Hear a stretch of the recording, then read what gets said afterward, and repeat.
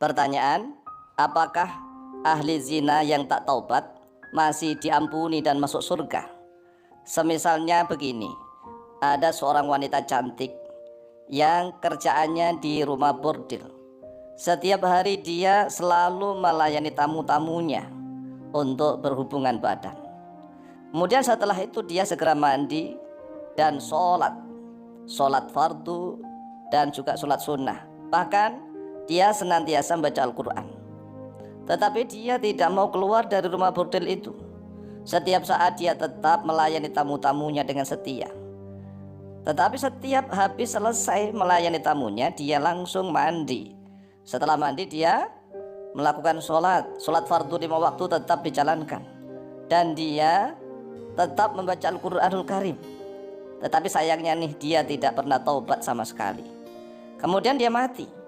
Apakah dia masih bisa diampuni oleh Allah dan masih masuk surga?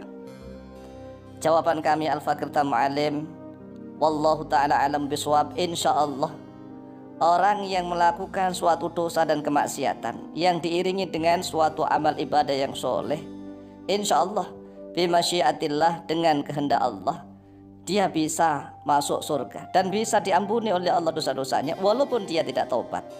Mengapa? Karena setiap amal kebaikan itu mampu menghapus dosa-dosa walaupun tidak taubat. Karena dosa yang wajib taubat adalah dosa syirik.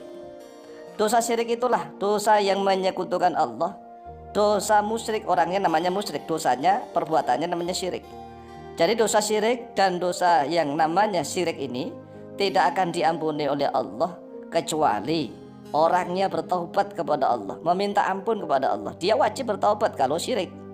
Dan selain dosa syirik yang berhubungan langsung kepada Allah, maka walaupun tidak taubat, itu bisa diampuni oleh Allah dan bisa masuk surganya Allah Azza wa Jalla.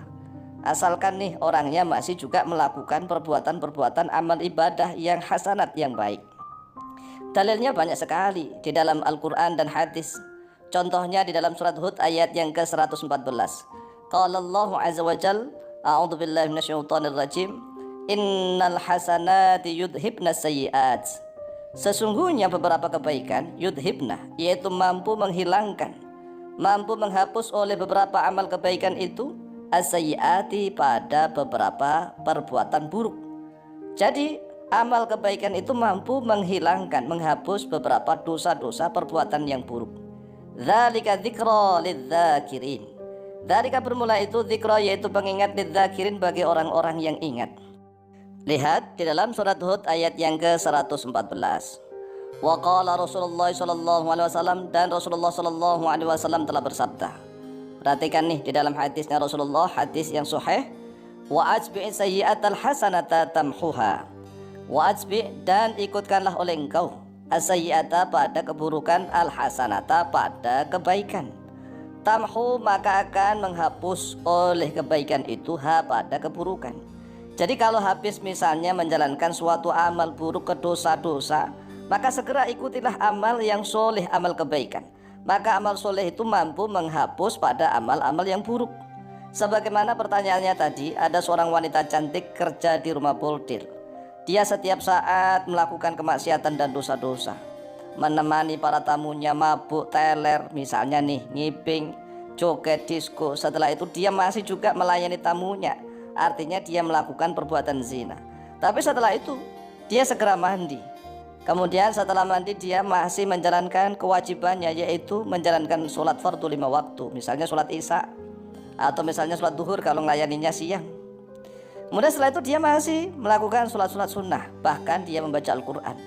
Kemungkinan dengan rahmat kasih sayangnya Allah Azza wa Jalla, amal-amal yang baik seperti ini mampu melebur dosa-dosanya bifadlillahi, dengan anugerah Allah.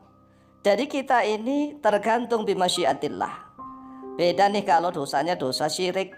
Syirik itu menyekutukan Allah, orangnya disebut musyrik. Kalau syirik maka wajib bertaubat, wajib. Kalau nggak bertaubat maka tidak akan diampuni oleh Allah. Tetapi kalau selain dosa syirik, maka dengan amal-amal kebaikan itu bisa menghapus dosa-dosanya. Ini luar biasa. Oleh sebab itu jangan pernah disepelekan. Kadang-kadang orang ini kan putus asa.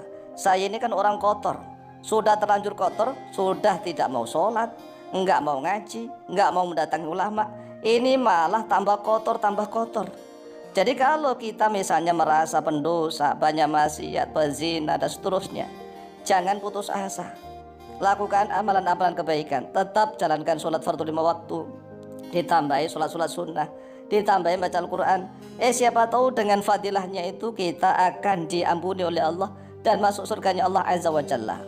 Sebagaimana kisah hadis sahih riwayat Imam Bukhari dan Muslim, ya kan? Ini hadisnya sudah masyhur. Ada seorang wanita, ya pezina lah, senantiasa menjual diri. Kan redaksi hadisnya begini: ghufira limra'atin mumisatin. Imra'atin mumisatin itu wanita yang tidak pernah menolak ajaan siapapun. Pokoknya kalau diminta ya udah oke dikasih begitu. Artinya ya wanita begitulah. Marrat bikalbin ala ra'si raqiyyin yalhathu. Dia melewati anjing kan yang kehausan. Yang kehausan yang mengendus-endus menjilat-jilat tanah. Kata yaktulul atoshu, hampir saja karena rasa hausnya itu bisa membunuh anjing itu. Artinya anjing itu hampir saja mati gara-gara kehausan. Fanaza'at khufaha, lalu wanita itulah, wanita yang gak benar itu melepas sepatunya. Fa'awthaqathu bi khimariha, lalu dia mengikatnya dengan kerudungnya. Fanaza'at lahu minal ma'i, lalu dia turun, ya, menurunkan sepatunya itu untuk menimba air.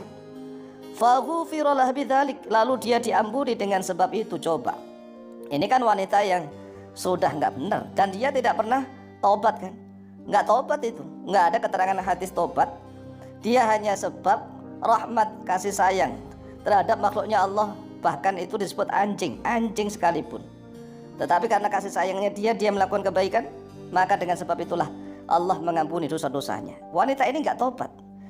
Akhrajahu al-Bukhari, akhraja telah mengeluarkan pada hadis al-Bukhari oleh Imam Bukhari nomor hadis 3321, wa Muslimun, dan oleh Imam Muslim nomor hadis 2245. Inilah jawaban kami, lebih kurangnya mohon maaf.